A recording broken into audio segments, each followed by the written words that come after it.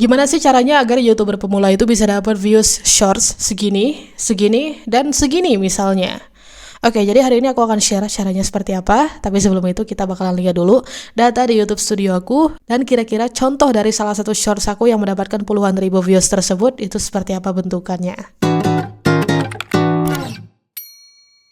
Oke, selamat datang kembali di channel YouTube ini, yang mana hari ini aku akan kembali menjelaskan seputar per-YouTubean ya guys ya. Jadi target penonton ini adalah para YouTuber pemula, oke? Nah, karena kan aku tuh sering ngasih influence ke teman-teman bahwa kalau konten jangan di satu platform aja, jangan di Facebook aja gitu kan. Tapi juga rambah platform yang lain supaya apa? Supaya kalau udah monet ya, sumber penghasilan kita itu maknanya bukan cuma dari satu sumber aja, tapi dari berbagai sumber, dari 2, dari 3 sumber dan sebagainya gitu misalnya. Nah, hari ini aku akan nge-share ya, karena waktu itu pernah ada yang nanya gimana caranya supaya shorts itu ramai penonton, Kak. Bakalan aku jawab secara belak-belakan di sini, nggak ada yang dirahasia-rahasiakan. Ya, jadi sekarang aku udah berada di YouTube studioku, tentunya ini di channel yang satunya ya, bukan di channel yang ini yang sekarang buat aku konten. Nah, di sini aku kasih lihat satu data aja ya guys ya, dari satu short saja. Kenapa? Karena ya kalau dilihatin semuanya gitu kan ntar kepanjangan pula durasinya gitu. Karena di sini aku perlu menjelaskan sejumlah hal gitu kan. Nah, di sini teman-teman bisa lihat ya bahwa monetisasinya itu dolarnya hijau yang tandanya ya konten ini sudah dimonet dan bisa menghasilkan uang seperti itu, atau channel ini sudah dimonet ya.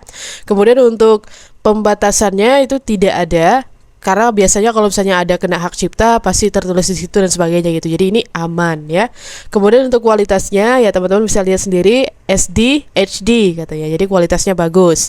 Terus untuk peringkat muncul jumlah penayangan itu 2 dari 10 katanya. Kemudian untuk penayangannya ada 51,5 ribu. Terus persentase penayangan rata-rata itu ada ya sekitar 100% lebih gitu ya, hampir 200% di sini. Dan mendapat suka itu ada sekitar 87. Nah, kenapa sukanya dikit Kak? Atau yang nge-like dikit Kak? Ya nggak tahu, itu mah urusan orang yang ngelihat konten ini gitu kan. Bukan urusan aku, mereka mau nge-like atau enggak, ya udah itu terserah mereka aja gitu, oke? Nah, sekarang kita lihat ke dalam. Nah, di dalam ini ada lebih rinci lagi ya kontennya, datanya gitu. Di sini ada retensi penonton juga, terus ada real time pengunjung yang datang ke channelku atau ke kontenku ini. Ada yang datangnya dari feed shorts ya, itu ada sekitar 46.000 orang gitu kan. Terus yang dari penelusuran YouTube atau dari kotak pencarian itu ada sekitar 300-an orang, hampir 400. Terus yang di halaman channel yang masuk ke halaman channelku gitu ya, yang ngeklik nama channelku terus ngelihat kontenku dan ngelihat konten ini gitu. Nah, itu ada 12 orang. Terus fitur YouTube lainnya ya, itu kayak mungkin rekomendasi dan sebagainya, itu ada 5. Terus halaman hashtag, yang nyari lewat hashtag itu ada 5 juga yang nemu dan mampir seperti itu, oke? Nah, terus lebih lanjut kalau kita lihat lagi, subscriber yang dihasilkan oleh konten ini itu ada 14. Jadi berkat konten ini subscriberku nambah 14 orang ya sejauh ini ya gitu. Nah, nanti apakah terus bertambah atau enggak ya nggak tahu juga, kita lihat aja nanti ya perkembangan kedepannya, karena channel ini tuh masih terhitung baru juga cuy. Terus untuk estimasi pendapatannya sejauh ini 51, sekian ribu itu dapat 3,8 ribuan ya. Nggak banyak ya, nggak apa-apa, karena memang ya seperti yang udah pernah aku jelaskan di video yang ini sebelumnya bahwa YouTube itu punya kebijakan yang unik ya berkaitan dengan jumlah penayangan ya, retensi dan sebagainya gitu. Mana yang bakalan dikonversikan menjadi penghasilan dan mana yang itu tuh kayak cuman angka anomali aja gitu ya. Oke, dapat dipahami? Nah, jadi inilah datanya ya guys ya. Dan sekarang berarti teman-teman juga harus lihat nih, bentukan shortsnya itu seperti apa. Ini dia. Siapa pendiri aliran Islam Syiah? Secara teologis adalah para pengikut Ali bin Abi Thalib, sepupu dan menantu Nabi Muhammad. Nah, itulah dia tadi data dan juga contoh salah satu shorts yang dapat teman-teman lihat sendiri ya seperti apa. Nah, sekarang aku bakalan ngerangkum hal-hal apa aja yang aku lakukan sampai bisa mendapatkan views segitu ya jumlahnya. Yang pertama adalah tentunya dari niche yang aku pilih ya. Jadi niche yang aku pilih itu kalau teman-teman bisa mencernanya itu arahnya adalah ke sejarah. Kan tadi aku bahas tentang siapa pendiri Islam Syiah atau aliran Syiah dalam Islam gitu kan. Nah, itu tuh ke sejarah gitu guys arahnya. Dan memang di channel itu ya aku dedikasikan untuk kontenin seputar sejarah. Entah itu sejarah negara apa, sejarah kota apa, sejarah agama apa, sejarah ajaran apa. Pokoknya semua tentang sejarah gitulah. Dan basisnya konten sejarah itu penontonnya atau peminatnya banyak di YouTube ini ya. Jadi banyak yang suka gitu loh. Kalau teman-teman cari konten-konten tentang sejarah, itu banyak ya video-video yang mendapatkan jutaan views dan sebagainya. Jadi nggak heran kalau misalnya kita masuk ke zona itu, ya kayak baru upload seminggu nih misalnya di YouTube Shorts itu udah bisa dapat banyak views ya karena peminat tentang sejarah itu banyak. Tapi di samping peminatnya banyak itu tentunya kita juga harus menyajikan konten itu semenarik mungkin dan serelevan mungkin dengan audiens kita. Makanya di poin yang kedua ini aku kasih influence ke teman-teman bahwa hal yang aku lakukan juga adalah dari konteks niche sejarah itu aku memilih topik yang saat ini sedang relevan dengan banyak audiens. Karena aku udah berulang kali ya ngasih edukasi di video-video aku sebelumnya yang ngebahas Facebook bahwa bikin konten yang relevan, dan aku selalu menyinggung seputar Timur Tengah, konflik Timur Tengah, Iran, Israel dan sebagainya gitu kan. Nah aku juga melakukan hal yang aku edukasikan tersebut guys. Jadi aku ngontenin tentang konflik Timur Tengah juga di channel YouTubeku yang bersangkutan gitu ya. Aku gak ngomong doang gitu intinya di channel YouTube ini untuk ngasih edukasi. Aku juga melakukan hal serupa. Dengan aku ngontenin seputar Iran, ngebahas Syiah gitu kan. Orang-orang yang sekarang sedang ikutin kasus tentang konflik Timur Tengah itu mereka jadi tertarik untuk nonton kontenku tersebut karena memang lagi musimnya gitu ya, dan memang lagi banyak juga orang yang tahu ini aliran Islam Syiah nih misalnya itu pendirinya siapa, seperti itu. Oke, dapat dipahami dengan baik ya. Nah itu poin yang nomor 2. Terus poin yang nomor 3 adalah berkaitan dengan cara aku menyajikan kontennya. Nah di sini terbagi lagi nih jadi anak-anak poin gitu ya.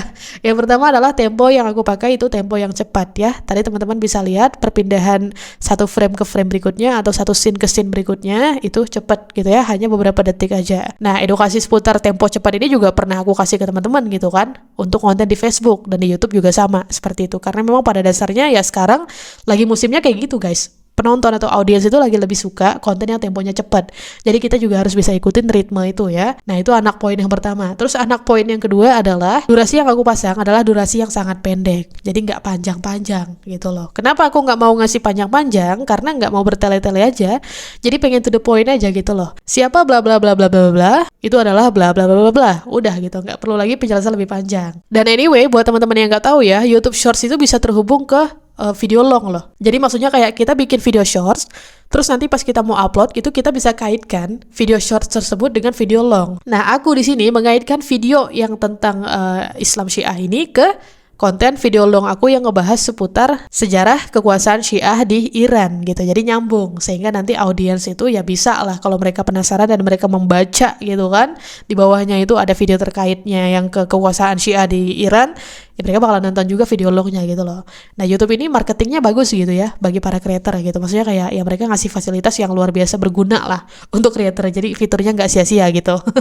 Nah itu anak poin yang nomor 2. Terus anak poin yang nomor 3 ya audio dan videonya itu bagus dan jelas gitu ya. Untuk audionya aku pakai suara AI ya dari CapCut Pro, dan untuk videonya atau visualnya itu aku ngeditnya juga pastinya pakai CapCut Pro. So buat yang nanya apakah kita kalau pakai suara AI dari CapCut itu bisa dimonet? Ya bisa, tapi kalau pengalamanku aku pakai yang Pro ya, yang berbayar, yang berlangganan per bulan gitu. Dan aku langganannya itu langsung dari CapCut, tidak melalui calo-calo di luar sana gitu ya yang kongsi sama orang gitu, akunnya enggak. Aku langganan sendiri langsung ke CapCutnya gitu guys. Sementara kalau teman-teman bertanya apakah yang tidak pro itu bisa dimonet kak, ya aku nggak tahu karena aku belum punya pengalaman menggunakan CapCut yang non pro terus untuk mengajukan monet. Nggak punya pengalaman sama sekali guys, jadi nggak bisa jawab ya, sorry. Nah itu anak poin yang nomor 3. Terus anak poin yang nomor 4 sekaligus yang terakhir adalah topik yang aku pilih itu topik yang saat ini sedang trending. Kemudian backsoundnya juga yang aku pilih untuk mengiringi konten tersebut adalah backsound yang basisnya itu backsound viral gitu ya. Nah topiknya itu kan aku pilih yang istilahnya orang yang kalau misalnya bertanya nih siapa sih pendiri Islam Syiah gitu kan, kenapa Islam kemudian ada yang Sunni ada yang Syiah gitu kan, yang nyari-nyari jawaban untuk pertanyaan tersebut gitu ya.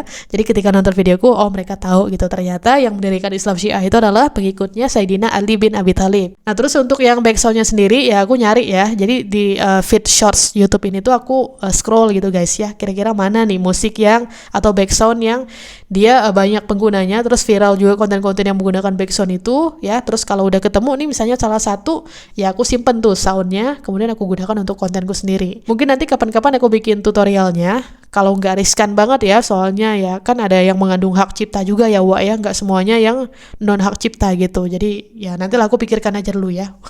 So jadi itulah dia ya yang dapat aku jelaskan sejauh ini, dan ya teman-teman bisa juga lakukan apa yang aku terapkan. Oke? Kita ketemu lagi di video berikutnya. Sampai jumpa esok hari insyaallah dengan pembahasan yang kalah menarik lainnya. Sampai jumpa dan bye-bye. Oke. memori. Enggak.